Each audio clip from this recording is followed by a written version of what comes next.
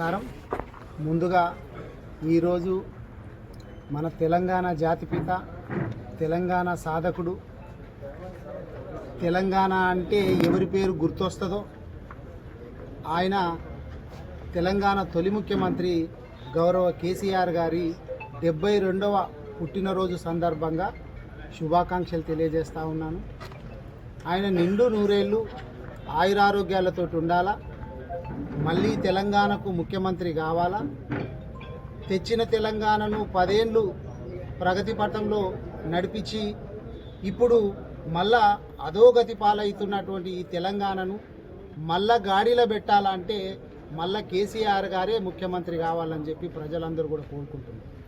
మేము ఈరోజు ఆయన పుట్టినరోజు సందర్భంగా మా మాజీ కార్పొరేషన్ చైర్మన్ నాగేందర్ గౌడ్ గారు అట్లాగే మా నాయకులందరితోటి జిల్లా ఆఫీస్ లోపల, బీఆర్ఎస్ పార్టీ ఆఫీస్ లోపల సెలబ్రేషన్స్ చేసుకోవడం జరుగుతుంది.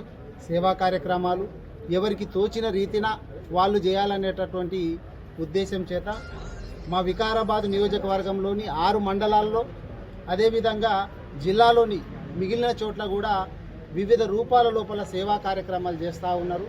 అనాథాశ్రమం లోపల అన్నం పెట్టడం కావచ్చు, లేకపోతే హాస్పిటల్స్ లోపల పండ్లు పంపిణీ చేయడం కావచ్చు, ఇట్లాంటి కార్యక్రమాలు చేస్తున్నారు.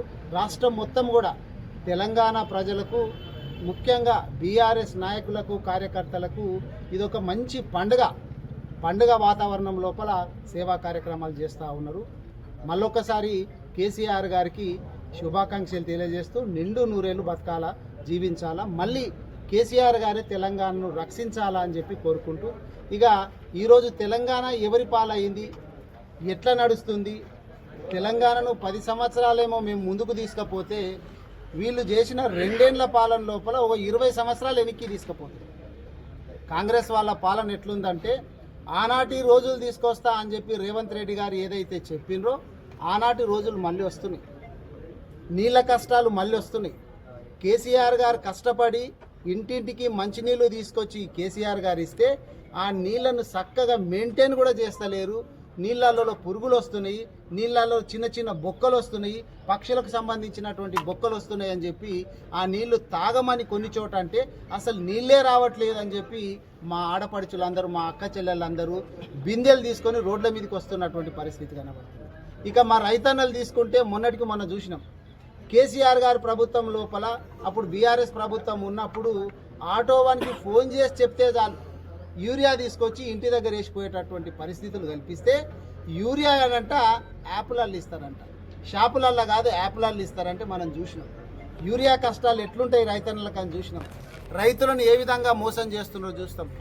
చివరికి పిల్లలు చదువుకునేటటువంటి పిల్లలకు తిండి పెట్టలోని దౌర్భాగ్యమైనటువంటి పరిస్థితుల లోపల రేవంత్ రెడ్డి గారి సర్కారు ఉన్నది. మొన్నటికి మొన్న రోడ్డు మీద హాస్టల్ పిల్లలు ప్లేట్లు తీసుకొచ్చి పడేసి మీరు మాకు అన్నం కూడా చక్కగా పెట్టలేరు రేవంత్ అన్న అని చెప్పి వాళ్ళు మొత్తుకుంటుంటే రేవంత్ రెడ్డి గారు ఏం చేస్తుంది? రాజకీయమేనా? ఇగో ఇప్పుడు నిన్న మొన్న జరిగినటువంటి మున్సిపాలిటీ ఎలక్షన్ లోపల వాళ్ళు జబ్బలు జరుచుకుంటున్నారు, మేము మస్తు సాధించినామని చెప్పి. కానీ మేము అధికారంలో ఉన్నప్పుడు ఒకసారి పోల్చి చూడండి, దానికి దీనికి ఏమన్నా పొంతన ఉందా?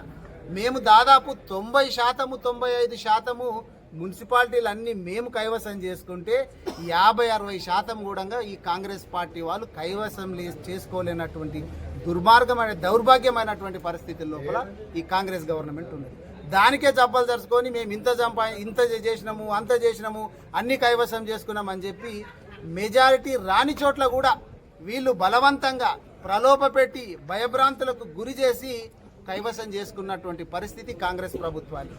ఇగో ఈ వికారాబాద్లో కూడా నిన్న మన సోదరులు అందరూ కూడా మాట్లాడింది. ఏం జరిగింది అసలు? ప్రజాస్వామ్యాన్ని కూని చేయబడ్డది ఇక్కడ వికారాబాద్ లోపల.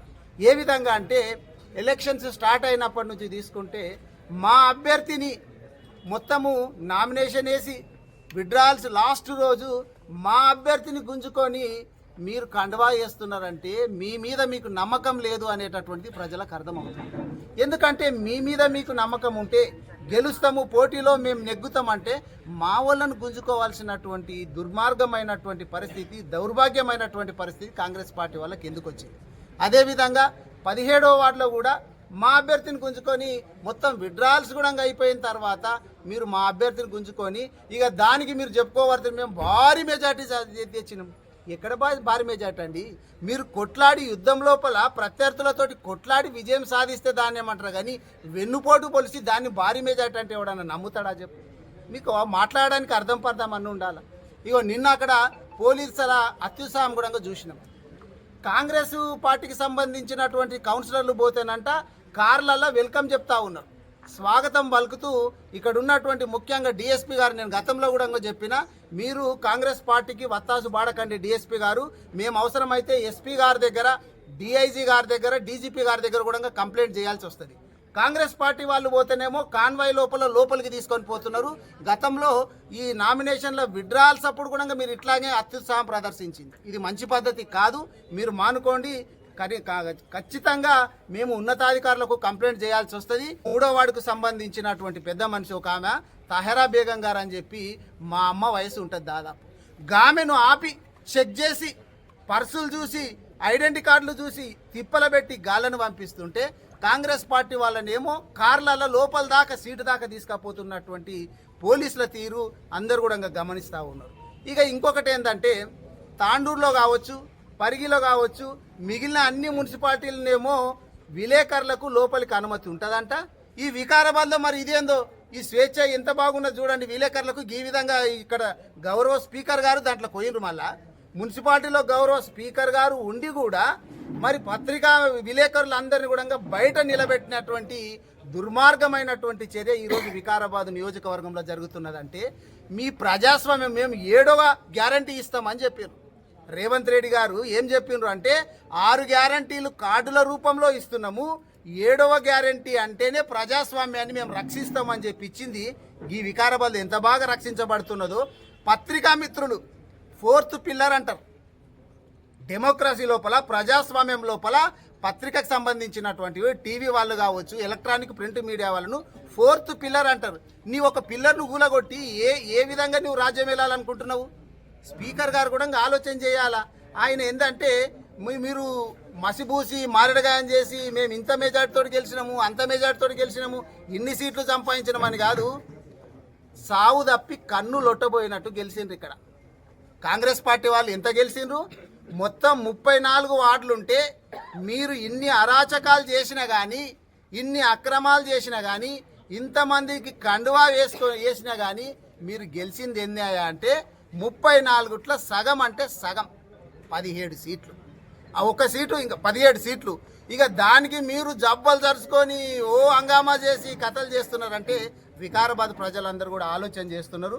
రాబోయేటటువంటి రోజు లోపల ఏ ఎలక్షన్ వచ్చినా కానీ ఖచ్చితంగా బీఆర్ఎస్ పక్షాన ప్రజలు నిలబడతారనేటటువంటి పూర్తి విశ్వాసం మాకు ఉంది.